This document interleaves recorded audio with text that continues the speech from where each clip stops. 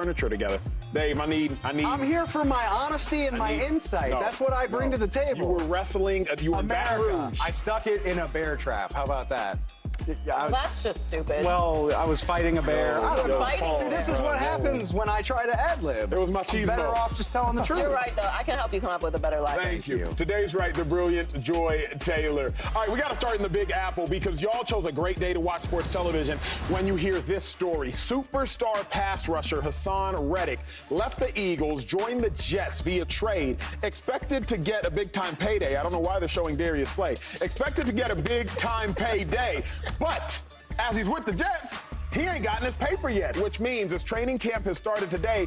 Reddick, in the final year of his contract, is holding out. Bring us on camera, bring us on camera, bring us on camera. Maybe it's Darius Slay, and they are both really good. Both really good. Good players. 2-5, you are the Eagles' all-time rushing leader. Haason Reddick was a former Eagle. Where do you stand on Haason Reddick holdout? Big deal, no deal? Training camp is here. It's time to get money. It's time to get on the field. He's not. I'm going to say no deal. Just because, how many times have you seen really, really good players, star players, hold out in training camp? Normally, it kind of works out. We kind of get the numbers right. Okay, you want this, we want that. We can't get together in mini camp all season. Training camp comes around, right? And you want your best players ready to roll. Another thing is why it's not a big deal. The Jets knew this.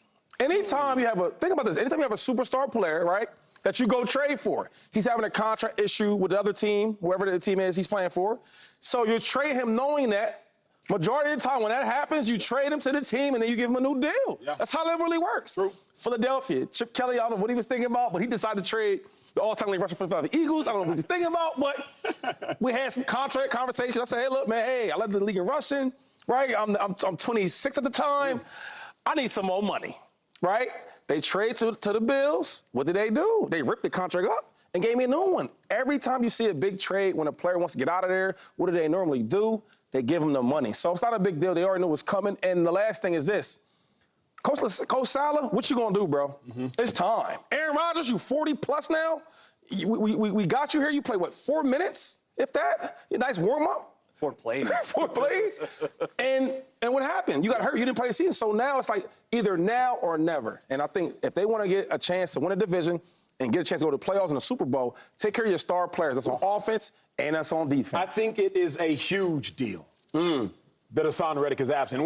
There may be no bigger storyline that nobody's talking about in sports than the story we're about to talk about in Haason Reddick's absence. It is a huge deal for every reason that Shady is saying.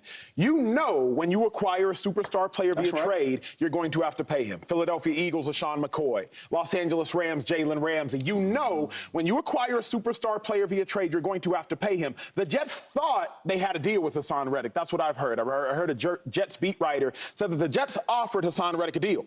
Haason Reddick was like, nah, it's not good enough. I want $25 to $28 million per year. The Jets simply said, well, if you want that kind of money, you're going to have to step on the field first. Haason Reddick has not been in New York for OTAs, for minicamp, and now for training camp. He has not been in New York at the practice facility, to my knowledge, since the day he got traded, when he went to simply sign and show up and show face and say what's up to the coach along with Sauce Gardner.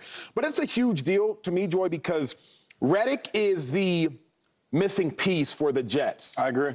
The Jets this season, it is not graded on an A, B, C, D scale like we all were in high school. It's kind of like those college courses we took. It's pass, fail. Joy just said it. It's pass, fail.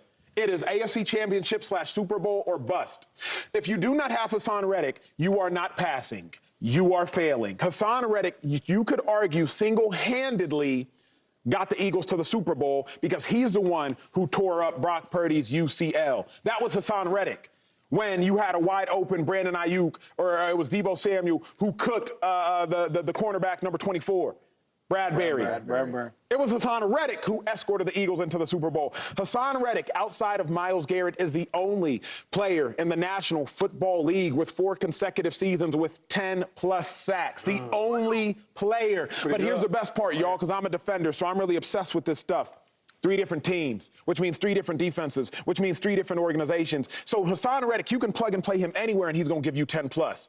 So what Aaron Rodgers is to the Jets offense, the missing piece. Haason Reddick is to the Jets defense, the missing piece. You got a guy who can get you 10 to 15 plus sacks in a season. That, to me, is a huge deal. If I thought the deal would get done, no deal. But I'm a little worried about what in the world is going on in New York, Joy Taylor. I think it's a big deal. So you don't think they'll get a deal done?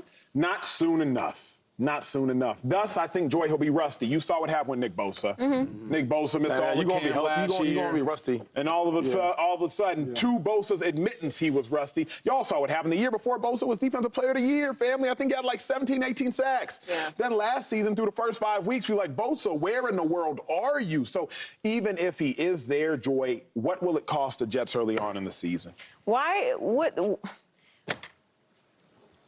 Did you not know you had to pay him? Like, I don't understand why teams do this. We're going to talk about this a lot today. It's always, oh my God, Haason Reddick, he wants a big deal? What do you mean? What, a shock? Like, I thought he would just play for what we gave him. He was unhappy in Philly, too? No negotiating power whatsoever. Like, we traded for him. Obviously, we can do whatever we want. Yeah, I mean, I don't think it's that big of a deal because I do think they will get a deal done because of everything that you both just said. And more importantly, because what are you saving money for? Is we all in at this point, baby. So you might as well just cut the check and hope for the best because everything is on the table at this point. Aaron Rodgers may not be there next year. Salah might not be there next year. As you said, it's a pass-fail situation. I don't want to say it's a huge deal because I do think that they will get it done. There might be some rust. There might be some delays. And when it comes to the Jets, everything is something. The situation with Aaron Rodgers missing fake mandatory minicamp, that was only a big deal because it's Aaron Rodgers and it's New York. The Jets are going to be the #1 story in the league this year, as they were last year, because it's Aaron Rodgers, because it's a pass-fail situation, because they have an opportunity to win the division, because it is wide open, because we have the expectations that we do of Aaron Rodgers, because we've been talking about the Jets year after year after year with no payoff whatsoever. So I do think that it is something, but I do think they will also get a deal done. He's going to get his money. The thing about it, too, is he can hold the organization hostage. Like, the player has no more power than when you trade for a player, that's when the player has the utmost amount of power. Because they gave away something to acquire you. So they have to abuse you. They need you wanted me here. When the Rams traded 2 first-round picks to the Jags for Jalen Ramsey, Ramsey could have asked to name the stadium after him. Because y'all gave up 2 first-round picks. So y'all need Ramsey. Otherwise, you gave up 2 first-round picks for nothing. So at the point in which you acquired Haason Reddick, y'all have to play him. So Haason Reddick's like, nah, I want crazy money. And again, he, in my mind, is the most underrated pass rusher in football. He ain't been an all-pro, but he has 4 consecutive seasons with 10-plus sacks on 3 different teams. That is nearly impossible to do. And he's a pure pass rusher. Dave, you and I were not arguing. We had a fun conversation about Huff, Eagles' newly You acquired. argue sometimes. It's okay. Nobody's going to judge you. But we We're weren't going to have fun while we argue. No, It's you're fine. like, I don't argue. You do be arguing. We were yelling at each other spiritedly. Yeah. Bryce Huff, Eagles' newly acquired pass rusher from the Jets. And Dave was like, he has 10 sacks. You don't like him? I said, And he's younger. I was like, but his sacks aren't Haason Reddick sacks. What do you mean? Not all sacks are created equal. Shady can probably tell you this. Not all 1,000-yard rushing seasons are created equal. They not. Not all 2,000 all-purpose seasons are created equal. They may all be impressive, but they're not all created equal. Bryce Huff's sacks, to his credit, were effort sacks. Not necessarily pass rush sacks. I'm not necessarily beating you with the club rip. I'm not beating you with the in-out-in move. I'm not beating you with the out-and-out move. But Haason Reddick sacks are true pass rush sacks, which means he can duplicate it again. So, Dave, you think big deal, no deal Reddick? It's not a big deal right now. And I'll explain what I mean by that. Y'all kind of touched on it, but keep in mind here, we do this every year, and I get it. We are excited. Training camps are opening all over the league. Everybody's in the best shape of their life. Everybody's got a chance. And you kind of lose sight of the fact that it is July 23rd.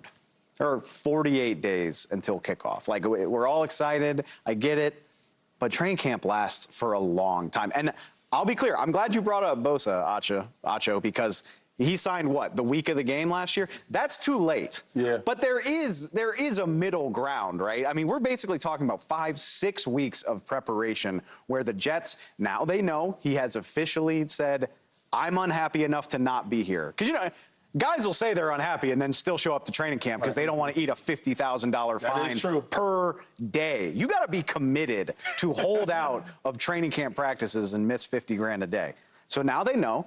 And if they come to the table and say, all right, we need you in camp and we need you in camp in the next 2 weeks, then this can all sort itself out just fine. You guys know as well as I do, the first half of training camp is for conditioning, getting your feet back underneath you. And then what, Shady? Like by mid-August, aren't you kind of, Ramp it up. you're ramping up for the season. You're trying to take care of yourself. They got plenty of time.